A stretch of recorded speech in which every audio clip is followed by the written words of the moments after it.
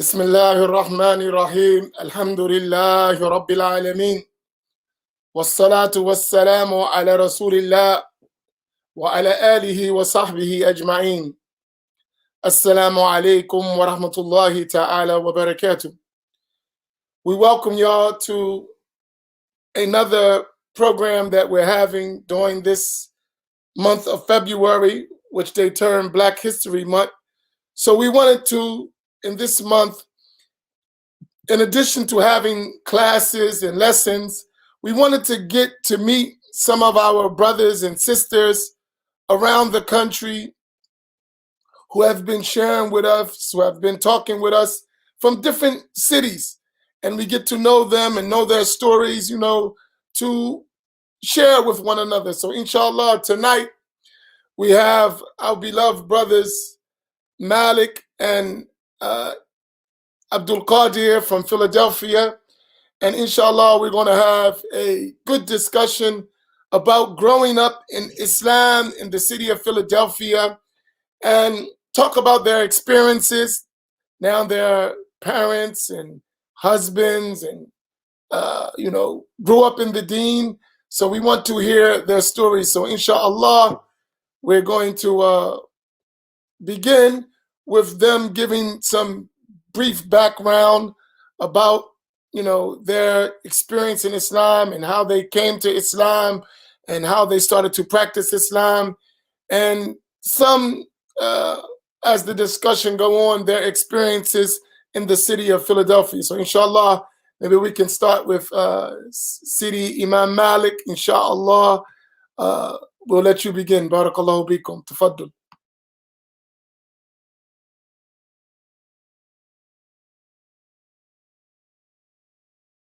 You got to unmute your mic. Your mic is muted.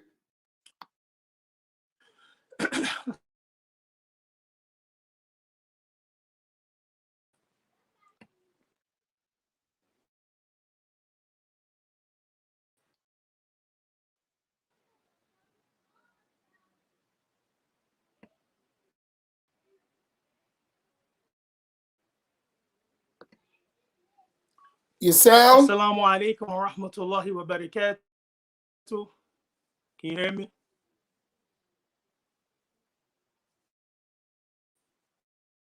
Bismillahir Rahmanir Rahim. Alhamdulillahi Rabbil Alameen. Wa sallallahu ala Sayyidina Muhammad wa ala. Can you hear me? We can hear you. Go ahead. We're having some problem with hear your connection, but we can hear you.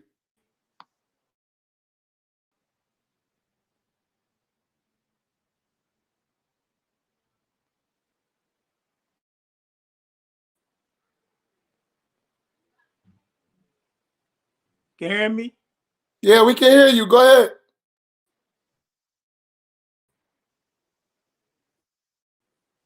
Okay. My name is Brother Malik Robinson. I'm Muslim. Attributes Abdul Malik. Okay. I grew up, was born and raised.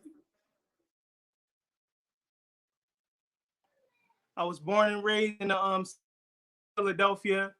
I grew up Muslim. My dad, he was in the Nation of Islam. Then after that, he transitioned over into the WD Award Dean.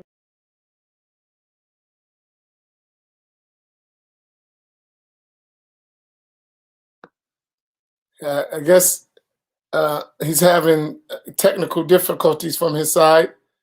See if he logs back in, inshallah. What happened?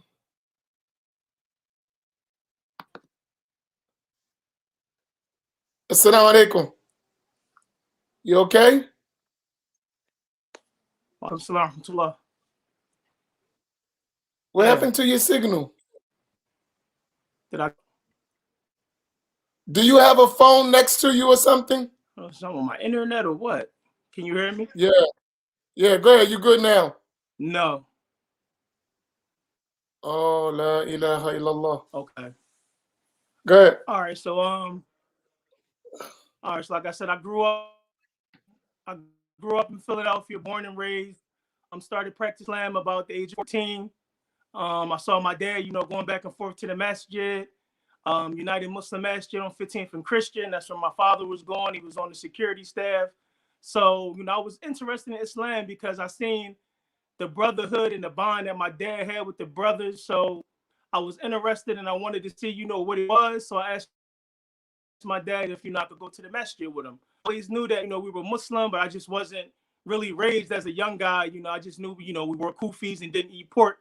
So I went to the masjid with my dad, and I saw brotherhood, and I was attracted to see grown men praying together and breaking bread and actually having that warmth for each other. So that really attracted me, and it made me want to get serious about the religion.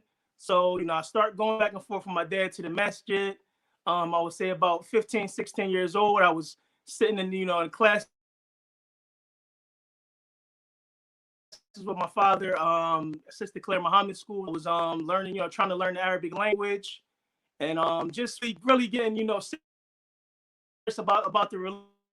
I was a rapper when I was young, so it was something that was typical in the early late 90s, early 2000s. Everybody wanted to be a rapper, so I was rapping, and then I thought I was gonna make $1 million being a big rap artist, and I was trying to balance, how I'm gonna be Muslim and a rapper. You know what I mean? So, I kind of stopped rapping and got serious with Islam. At the age of 20, me and my father was, Allah blessed us to make Hajj back in 2004. So made Hajj, came back, and it was, it was just me and my dad. So it wasn't really no younger guys. I didn't really have no crew or no squad of younger brothers. It was just me and my dad. And I had another childhood friend who I started going to the masjid with because he grew up Muslim.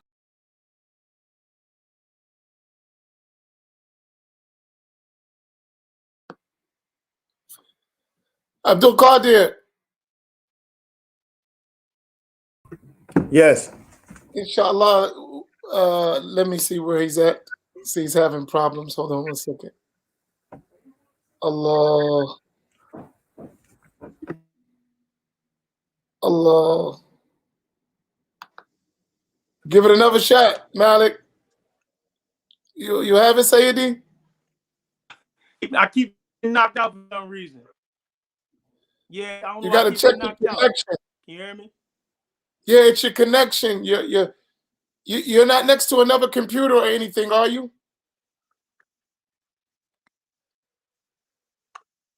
Your And like Wi-Fi. my son, what is it, his tablet? Yeah, you might have to turn that off. It might be interfering.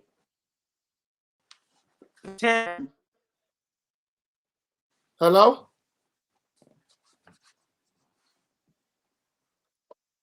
Yeah. I'm trying to turn his device off.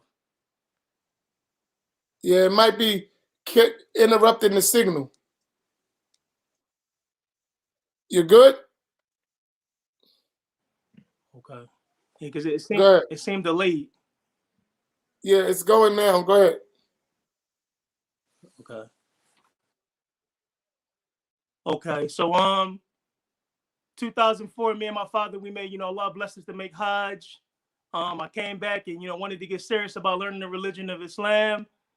Before then, I was just, we was just going to the masjid. We didn't really have a methodology, a minhaj or a madhab or anything. We just, practiced the religion, prayed. About 2004, 2005, I met some brothers who were into traditional learning.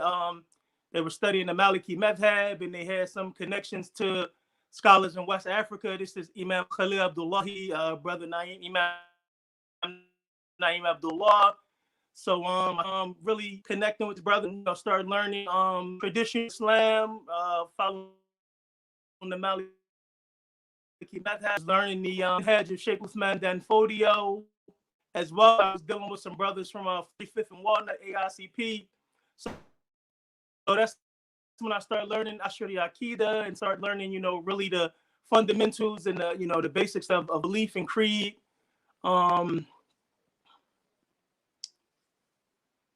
That was really the beginning for me.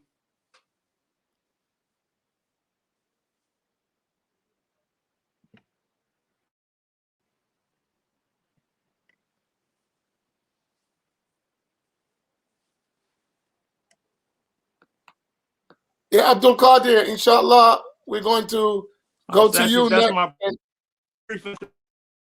Yeah, that's your brief introduction. All right, Abdul Qadir, give you a brief introduction, and I'm going to come back with some questions, inshallah. Assalamu alaikum rahmatullahi wa barakatuh. Hey, Abdul Malik, what anthem should we come in on, man? Should we come in on Meek anthem? I used to pray for times like this, to rhyme like this, or should we just throw back Thursday? State poverty. Anyway, bismillah. Alhamdulillah. Alhamdulillah wa salatu wa salam wa rasulillah wa ala alihi wa sabbihi ajma'in. Amma ba'd. Bismillah. Yeah, I grew up in Philadelphia, West Philadelphia, born and raised. You know the Will Smith song. But I went to the public school system, and I come from a family of non-Muslims.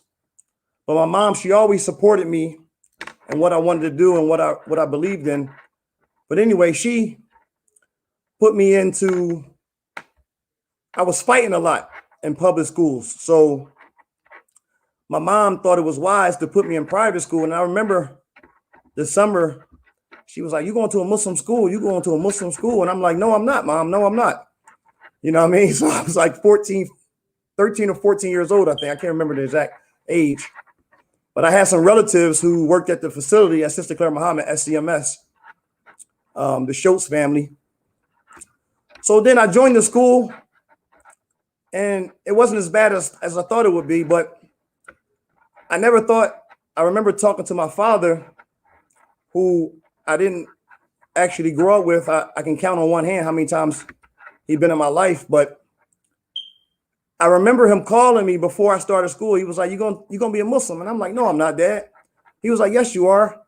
He was like, "You're gonna have your kufis in your closet." And back then, he knew something I didn't know, I guess, because I wound up taking Shahada. But anyway, at Sister Claire Muhammad School, coming from public school to Sister Claire Muhammad, it was like a big swing. You know what I mean? It was brotherhood. And I used to laugh, and I used to be like, "Why y'all wearing kufis?" I used to tease like my fellow classmates and stuff. Until one day I heard the Quran. I think it was Sheikh Sudais. And it melted my heart. I had no idea what he was saying. All I know that, like, when I listened to it, I used to get like hives, like the chills. So one day I was just like, "Man, sign me up. Where do I sign up at?" And I took Shahada in Sister Claire Muhammad School. Mikael gave me my Shahada. And you had to give you the names, the books of the names, and I picked my name, Abdul Qadir. But from then, I met Brother Farouk Ahmed, one of my elders who I look up to. He taught me a lot. Imam Shamsuddin, they taught me a lot. But being around those figures, growing up, it was a huge help for me. So Sister Claire Muhammad, we had some good teachers, man. But, when you're young, as Imam Amin say, you don't really appreciate what you got until it's too late. So we had some good Quran teachers. I remember I learned all my short surahs there. And, alhamdulillah, that was good. And then from Sister Claire Muhammad, I went there from 8th grade up into 12th. And 12th grade, something really, really changed my life. And I lost my best friend, Qaid, rahimahullah, may Allah be pleased with him. When I was 17, we was planning on graduating in June. And April 26th, we were down North Philly, and someone tried to rob us. And when I say best friend, Imam Amin, you talked about this earlier about a best friend. This was that best friend. You know what I mean? I was the only child. So we were down there. His father had a business trip that he was taking us to the next day. Sam State Senior, may Allah be pleased with him. He was the business manager at local 332 Union. And our plans was to go on a business trip, but Allah had other plans for us. So we were in a pizza shop down North Philly on our bikes. We kids, 17 years old. But I felt the vibe of negative energy, you know what I mean? So this dude, he walked out the pizza shop before us, and I was like, Kai, come on, let's go. And I don't know, like, what he thought he was going to get from a 17-year-old. You know what I mean? I guess I was dressed nice. Kai was dressed nice, so I guess he thought we had some money. He was a little older. But anyway, I don't tell this story much, but, you know, for my imam, my teacher, Imam Amin, he really caught me off guard, and he asked me to do this, you know, this recording. And, you know, at first I was like, man, I'm not, what I got to talk about? And then I realized, like, my story is so much similar to the youth and what they're struggling with today. So I said, you know what? And it's bad at that to tell your teacher, no, I try to make an excuse. I was going to go to the outlet in Allentown to see Sheikh Yah, but, you know what I mean, said, you know, we got work to do. And he always reminds me, he says, today is work and tomorrow is judgment. So back to the story, the guy ran across the street. Basically, he went to go get a gun, a 44 Magnum. I'll never forget it. He put it to my chest and he was like, you know, give me everything you got. And I'm like, not to get into further detail, but I lost my best friend right in front of my face. You could say inches away from me being killed. But Qaid, Allah, it was his time. You know, Allah called him back. So after that, man, my life really was like in shambles. My mom didn't know what to do. My friends lost a friend. I lost a friend, a best friend, like my brother. And it was like the whole community lost, you know, a pillar in the community. And so they literally had to make me finish graduate, because our graduation plans were so big.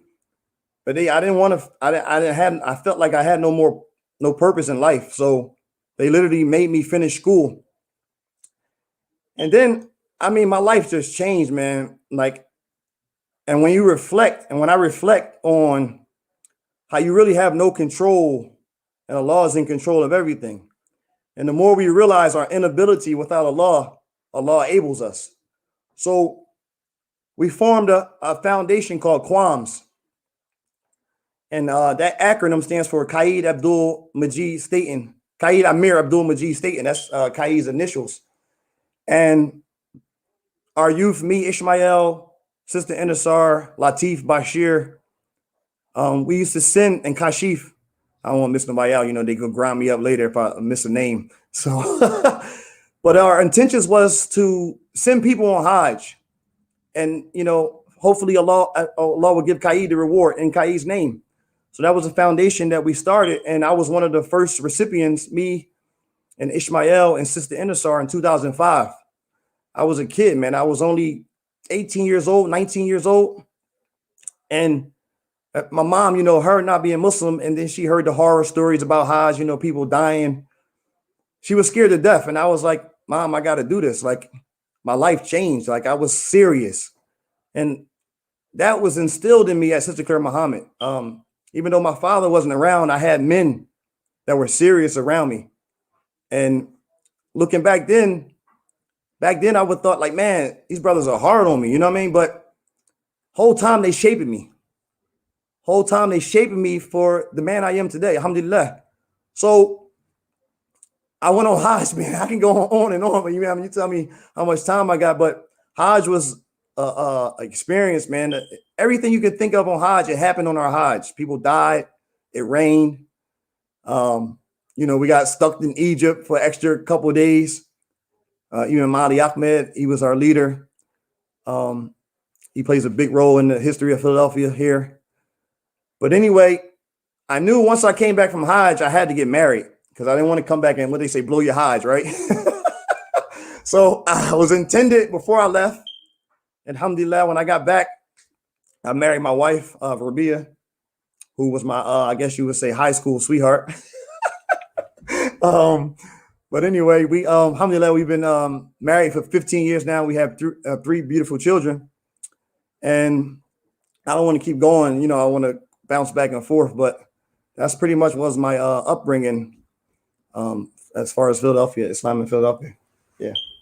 Alhamdulillah. I think Malik is having serious technical differences, so we're going to have to carry the ball, right? So question, Abdul Qadir. you work with youth now, young Muslim youth, and tell us something about the activity you're doing with the youth now. Give us some information about that work and what made you go into that work and what results do you see from that work that you work with the youth now? Alhamdulillah. Bismillah. Yes, that's another organization that I was a part of. And so after I graduated from high school, I kind of like migrated to another Jamaat, which is Masjid Mujahideen, West Philadelphia, 60th Street. And Jawala Scouts, I grew a relationship with the brothers there at Mujahideen, Imam Asim. It's a lot of brothers that helped me on my way and shaped me to the man I am today. So hard work was instilled in me from my mom, from Sister Claire Muhammad, from, just my work ethic. I didn't go to college, but, I always worked. I was a regional manager at Coca-Cola. So hard work was, instilled in me at a very young age. So, but the program was introduced to Jawala Scouts, and it was similarities because at Sister Claire Muhammad, we lined up every day to drill, and that was a form of discipline. Back then when you're young, like you say all the time, you don't appreciate it. But now looking back, it's like, wow, that was nothing but a form of discipline.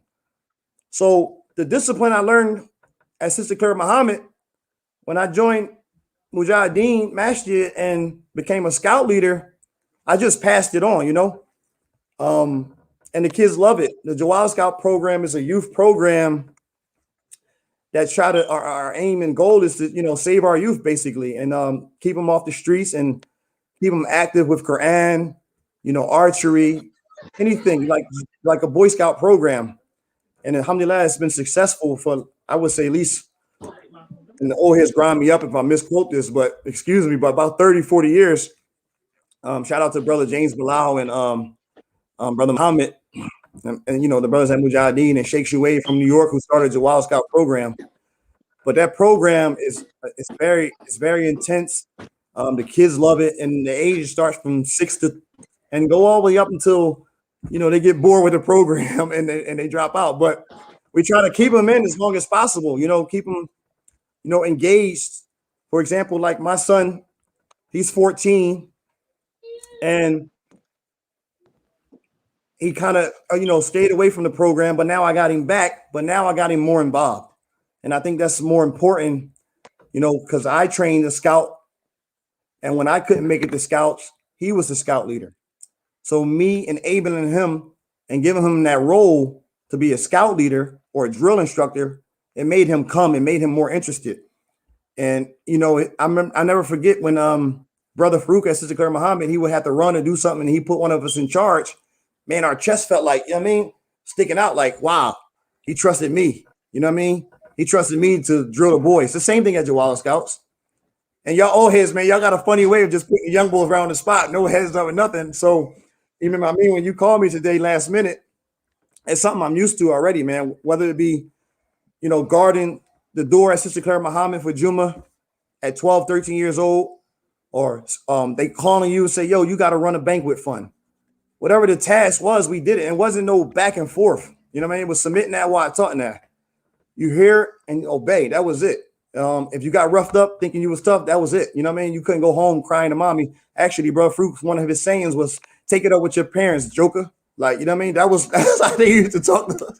You got a problem with it, take it up with your parents, joker. Like, straight like that. So, back then it's like, man, this dude hard on me. But the whole time, discipline, man. And what I teach my scouts today when I'm drilling them, in formation and stuff like that, it's just a form of discipline.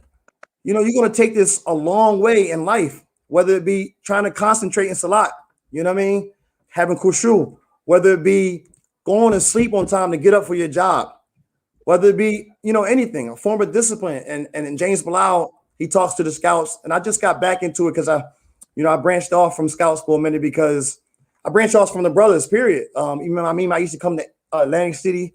I used to go up to Allentown with all the brothers, but I'm you know, chasing the dunya, but I realized I had to stop. I was doing too much. And alhamdulillah, I got 3 successful businesses now, and I can contribute to the efforts, you know, whether it be Mujahideen effort, whether it be Sister Claire Muhammad, whether it be Quams, whether it be IHF, whether it be Jawala Scouts. I got fulus, alhamdulillah. Allah bless me. I can help. I can support programs now. You know what I mean? So that's it. Yeah. You want to touch about that's what I got for about the Jawala Scouts. Alhamdulillah. See, Abdul Malik, can you hear? You can speak? Yeah, I can hear. Can you hear me? Let me ask you, because I know you as coming up, what do you see different today with the youth today in Islam? So those a little younger than you, and your experience coming up as a teenager in Islam.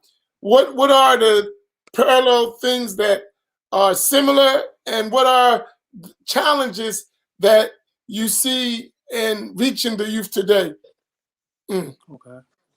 I mean, it kind of seemed like it's, you know, it's almost the same. When I was growing up, I had that element of, you know, of non-Muslim friends. You know, I had friends that wasn't Muslim, and they was my homies from the block. You know, so it was trying to balance and separate being a Muslim and, you know, wanting to be out in the streets and be with your friends and be cool. So I think the youth today, you know, still had that same issue where they trying to, you know, they want to be Muslim, and, you know, this is, you know, what they was raised on, and at the same time they want to be cool with their homies. So I think the challenge is, you know, trying to, you know, balance between the two. It's definitely, like I said, the pop culture, you know, the hip hop culture.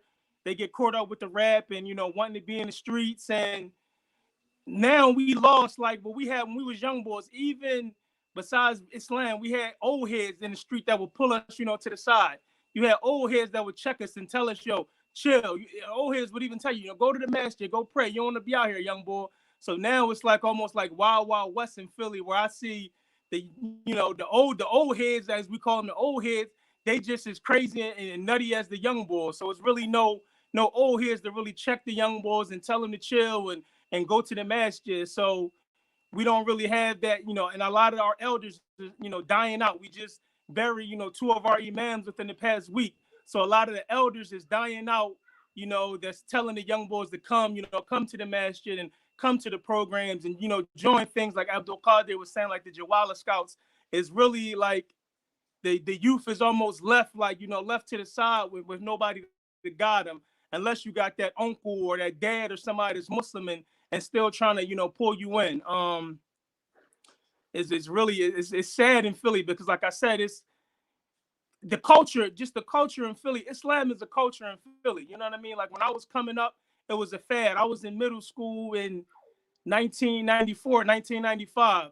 We had it so on lock in middle school where in Ramadan, we would have a whole auditorium, all the Muslims, the girls and the boys, come into the auditorium to pray, to make salat.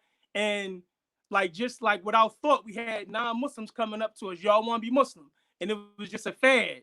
And, you know, it was cool. So it's still the element of Islam being cool. But at the same time, I can be Muslim and be a knucklehead. I can be Muslim and be on the corner. I can wear a thobe, give salams. But at the same time, I'm a dope boy. Or, you know, I'm in the streets, I'm rapping, I'm smoking. So, I mean, it's really no structure. It's really no, you know, no balance, you know, between the young and the old. It's really, you know, sad.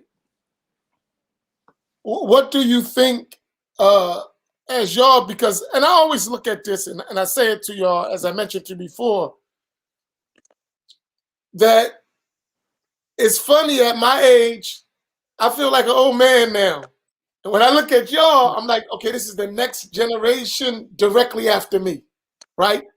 And I look back and I say, subhanallah, right? We got work to do.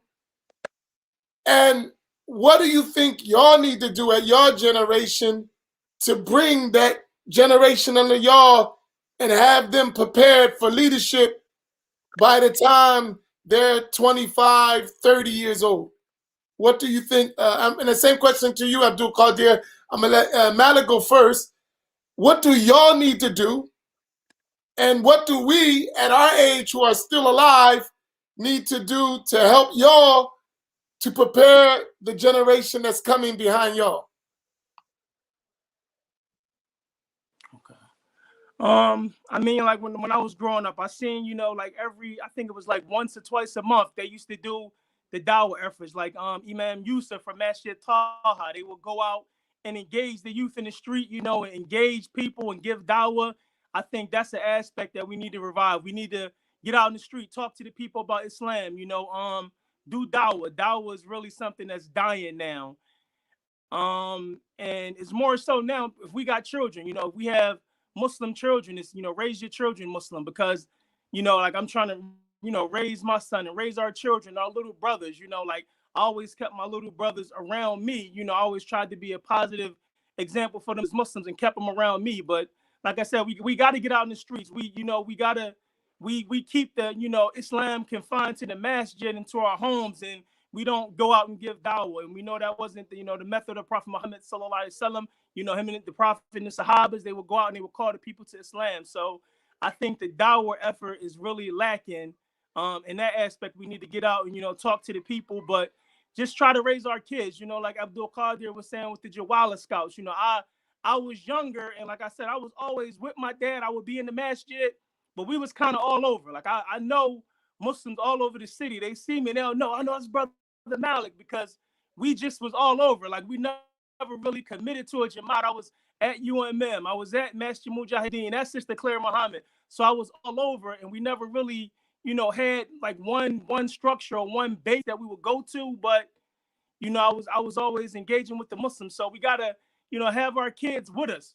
That's something that, you know, that we gotta revive. Having our children with us. You know, Abdullah ibn Umar radiallahu ta'ala anhu, Abdullah ibn Abbas, all of the Sahabas that was around Prophet Muhammad sallallahu alaihi wasallam, they were young guys. So we definitely got to, you know, keep little guys around us. And that's something that I can attest to with the Jawala Scouts. You know, when I was younger, I seen them, you know, they was doing their thing. And now they got the brothers that's older, like Abdul Qadir, and they're in their 30s, and they're still practicing Islam and having families. So I think it's, you know, it's all about raising our children right and, you know, bringing those guys up. But like, that's what we really got to deal with first. But if we can get out in the streets and interact and engage with these young boys, I think we should do it, because like I said, a lot of them are Muslim. If you ask them, they're Muslim. They'll say they're Muslim.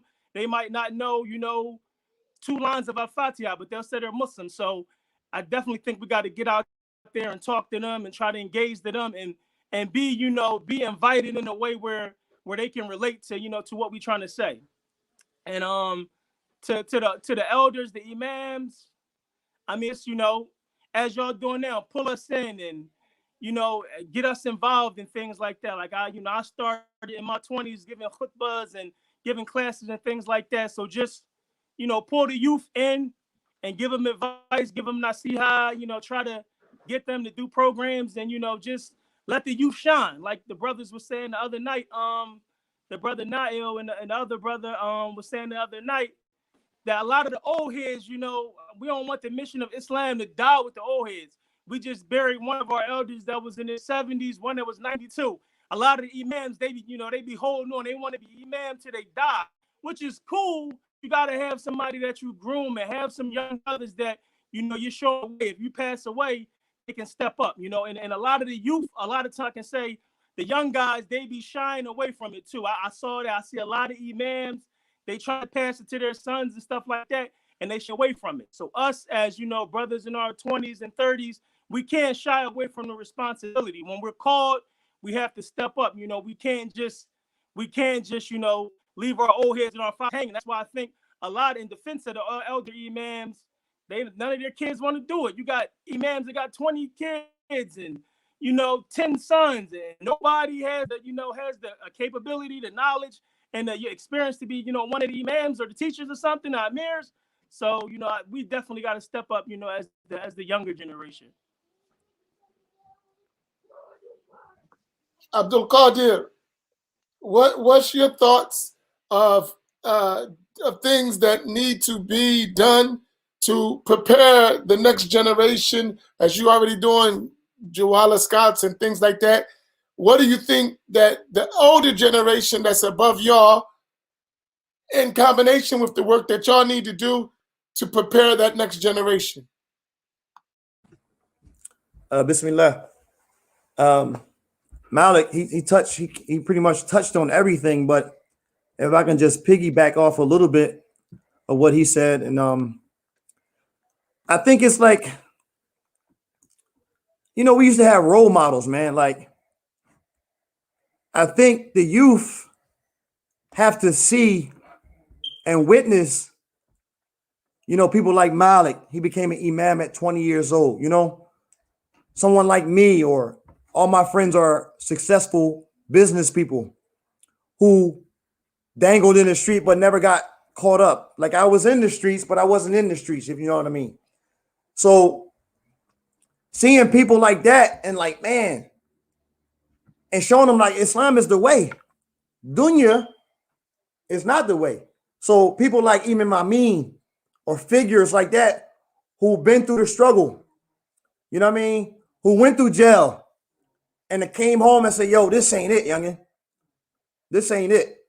So for me, all my old heads told me, don't go to jail, bro. Don't stand on this corner. Even though I grew up in the hood, you know what I mean? I would come home with my little paycheck. I used to work at the zoo, and I was cool. And my mom, I was the only child, so the things they were hustling for, my mom was giving me. So that didn't motivate me. You know what I mean? So I had role models, man. I had men.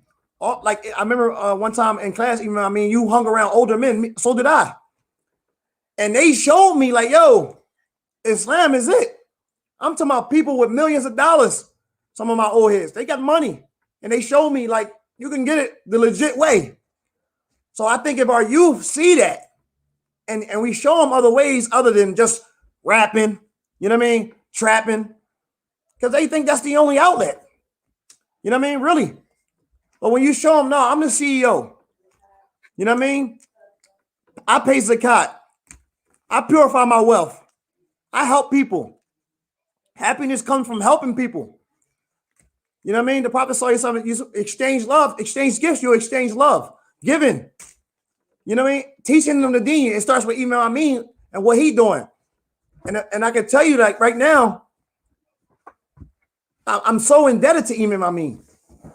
The classes that I'm in every day while I'm working, trying to run 3 businesses, trying to be a husband, trying to be a father, you know what I mean? And trying to be a Jawad Scout and trying to, give back to the community. And the stuff he talk about, it strikes my heart and it keeps me motivated. Jahud to shahud, as Imam Amin always said, struggle to witness. So I think it's about, like Malik said, the old heads used to grab our hands, man.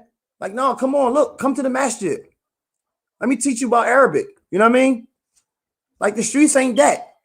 Now you got some kids, they gone. Their hearts sealed.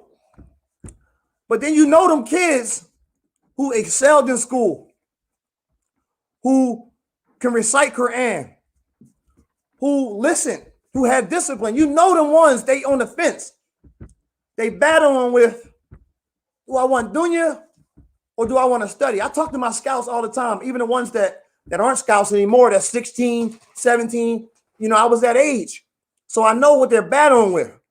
You know what I mean? They battling, they watching the videos, they watching the fake rappers getting money, fake. Oh, it's all fake on the gram. The young boys ain't on Facebook, they on the gram. You know what I mean? But to reach them, we got to go get them. So I think like seeing successful Black men, and we talking about Black History Month, seeing Black successful men is a motivation for them. Because a lot of them some of them don't have fathers. Some of them growing up in the same similarities as me.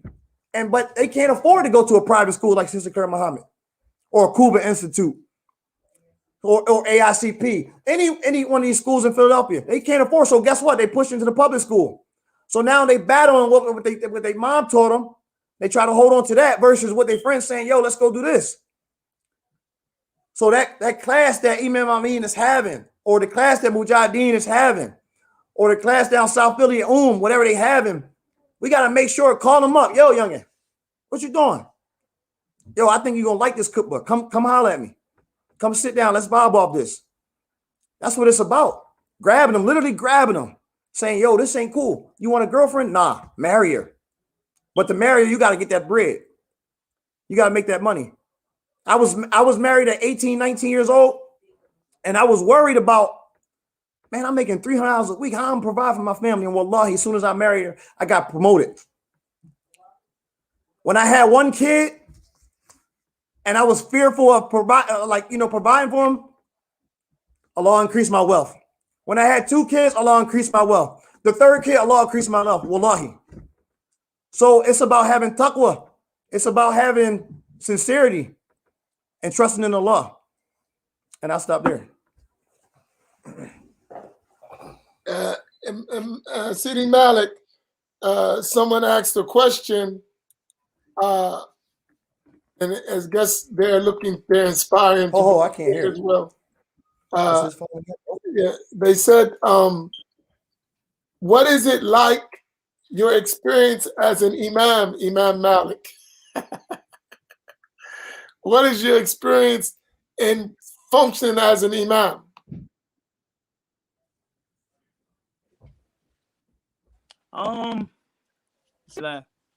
It's I mean, I'm kind of, it's so much that right now I'm on hiatus. You know, Imam Fahim keep telling me, you know, you got to come back, and I'm not even 40 yet, and I call myself retired. It's a job, so I can imagine with the imams that's functioning every day to have masajid and have members go through, because you know I was part of a community where I was one of the imams there, and we was a small community, and we had people that came to us with issues, and you know the imams that was older than me, like Khalil and Naeem, they was pushing stuff to me, you know, especially Khalil. It's like, deal with this, you know, this sister got to get married, the brother such and such, they out in the street, but you know, they want to get married, they don't want to be, you know, fornicating and things like that. So you get a lot of challenges, you know, people come to you with their issues, you know, you get late night calls and you laying in the bed and a sister texting you talking about she wanted the divorce, and your wife looking at you like, who texting you, you know. So it's a hands-on job, you know, something that you gotta really commit yourself and dedicate yourself to.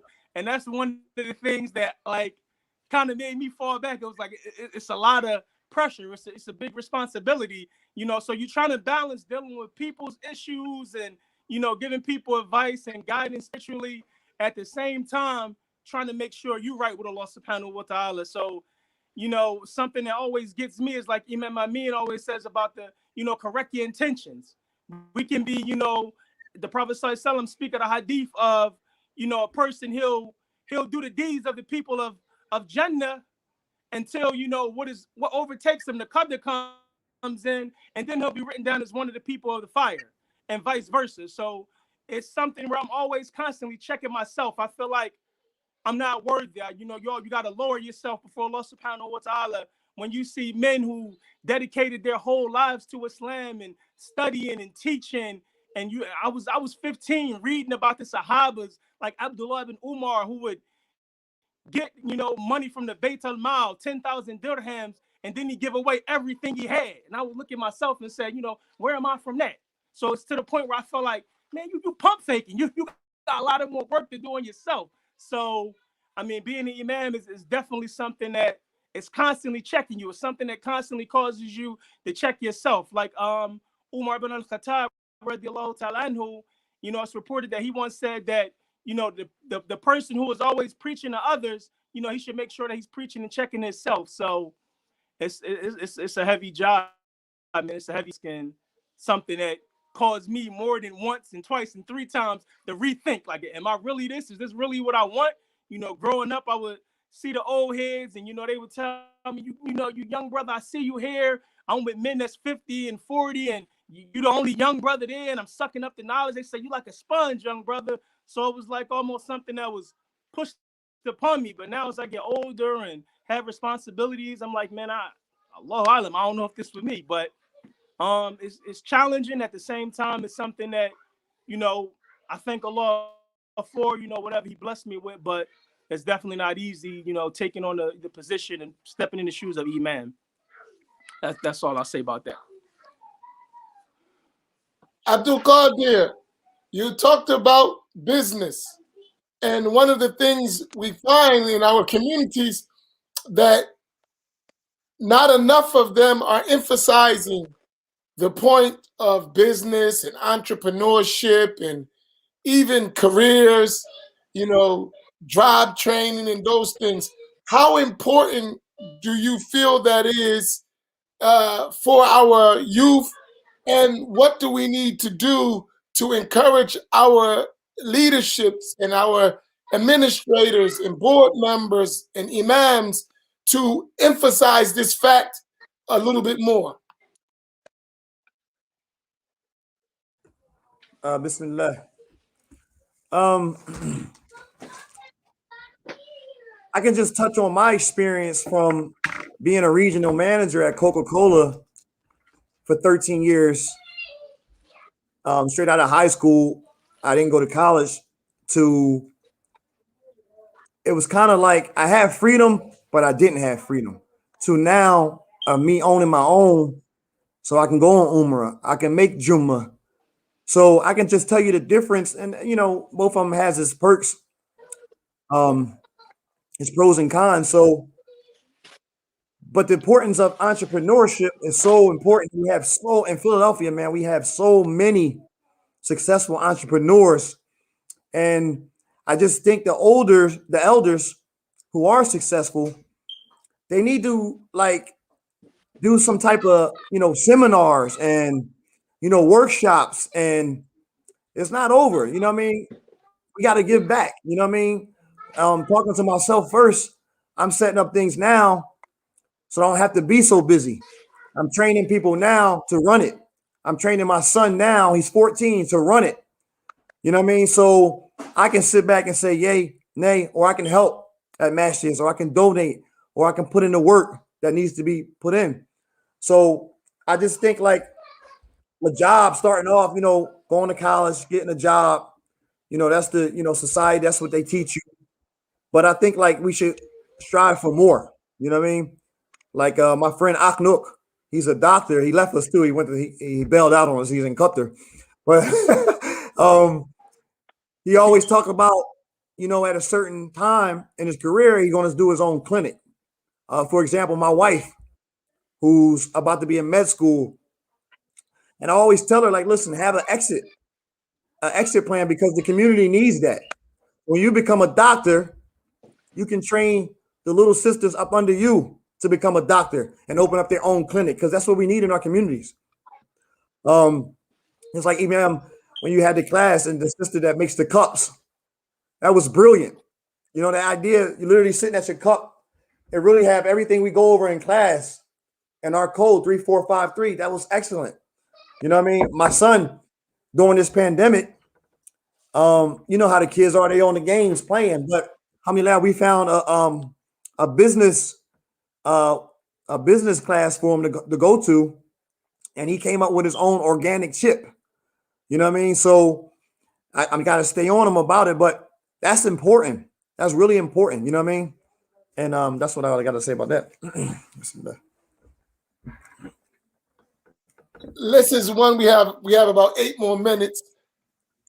The importance of marriage, because we have a lot of young brothers that are afraid to take that step in marriage and raising a family, and the society not pushing them towards that. What made y'all get married so young and be committed in raising a family? And what needs to be done to promote marriage within our communities? Imam Malik, I'll start with you, Sayyidi.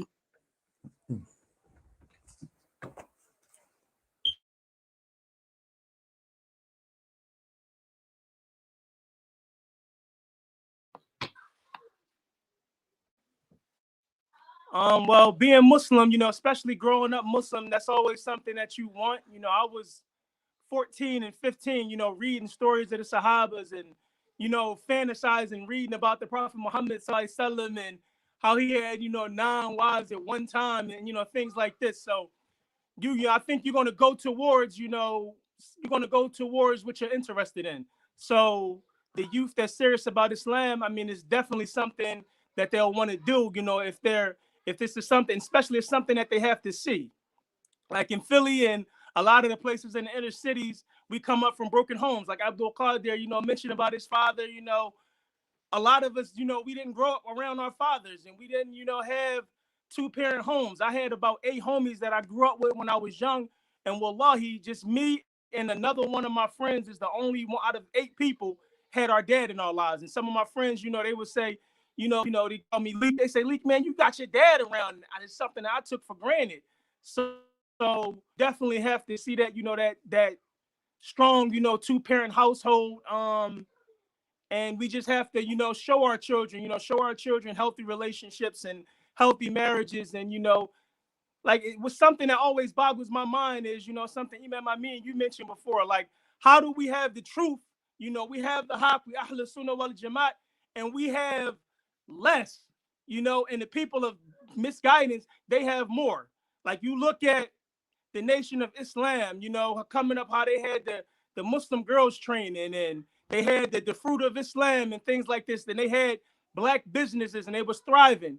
How did we, have misguidance and have more? And now we have the truth and we have less. So it's something that we have to, reinstitute. We have to, like you said, it takes falus. It takes money. It takes people, really serious about, the goal, and serious about the mission, that wants to come on board, because we know Islam is nothing but it's made up of families. Jamaats is made up of families. The Prophet ﷺ, he had Abu Bakr, he had Umar, Uthman, all the Sahabas, and they all came together, and they came with families, and they contributed their wealth. So I think with the loss of Jamaat and community, it's something that's becoming almost foreign.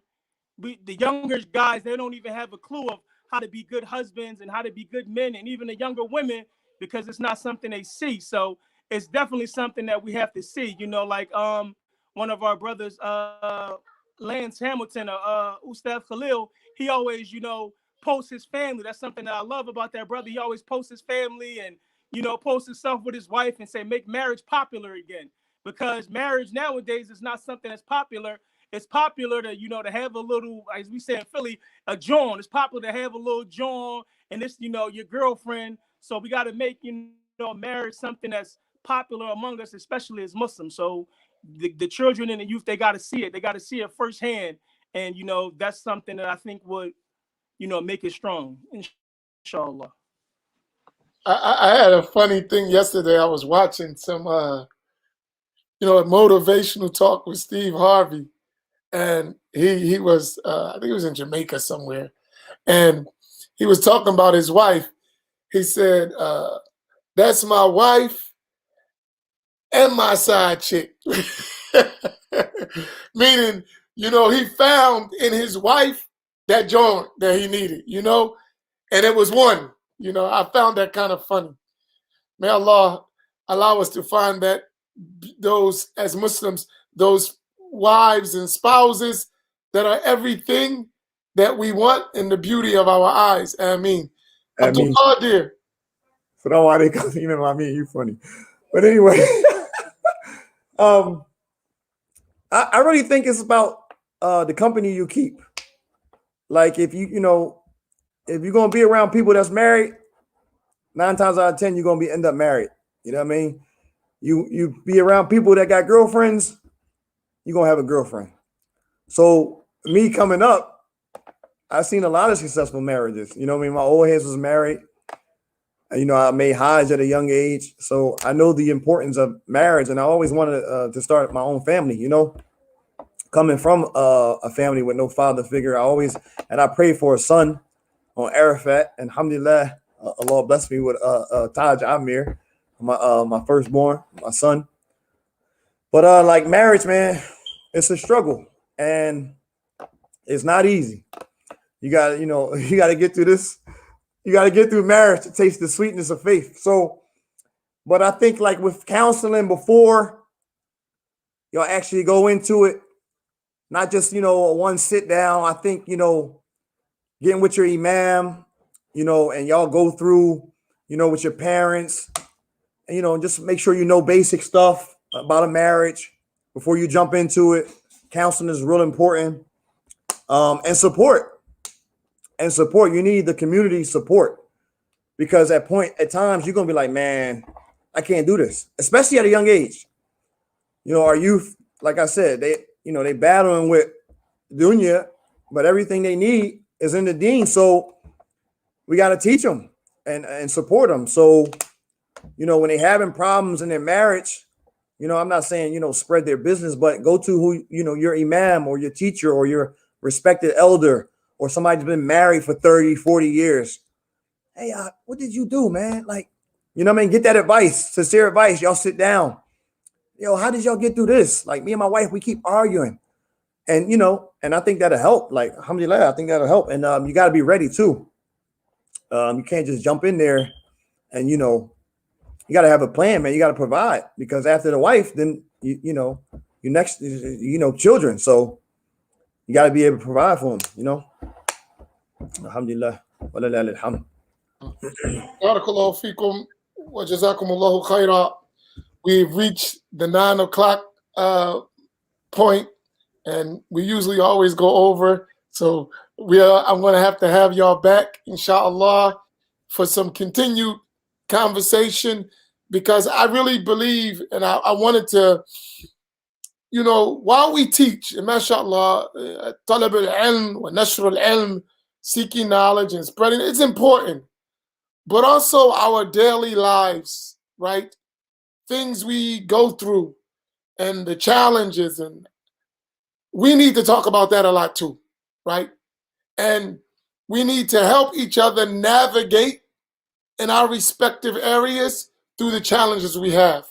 So that's one of the things that is really important to me, especially with the next generation, you know. So I appreciate y'all giving me your time. Be on notice, I'm going to request more. So, no, we got work to do. Seriously, we have a lot of work to do. And there are many challenges and many hurdles that we must surmount. But together, you know what I mean, each one with their individual talents and skills, we can leave a beautiful path for the next generation. And it's better to think of that while you still have youth and energy on your side, because, you know, time seems to move fast, and before you blink, you're going to be saying, I remember when I was a young boy. Is that how y'all say that? Oh, get it right. So, mashallah, inshallah ta'ala, we'll continue. And when this pandemic is over, we'll get our gatherings together and sessions, and we'll start doing all that work we're talking about on the ground, inshallah. So, Malik, inshallah, why don't you close us out with a dua or al-Fatiha or something? We'll leave it in your hands. Barakallahu bikum.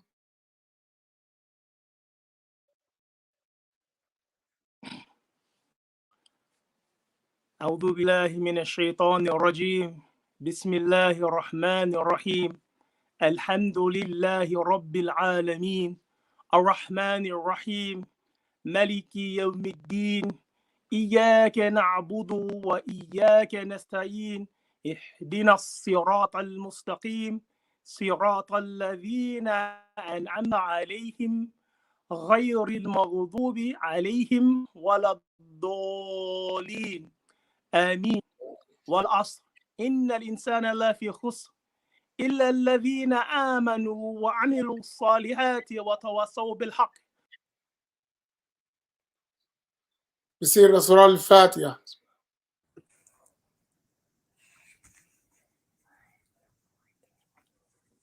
Hi, Assalamu alaikum. This is Nebba. Assalamu alaikum. Hi. MashaAllah. All right, Sayyidi, barakallahu bikum. Assalamu alaikum wa rahmatullah. Wa alaikum salam.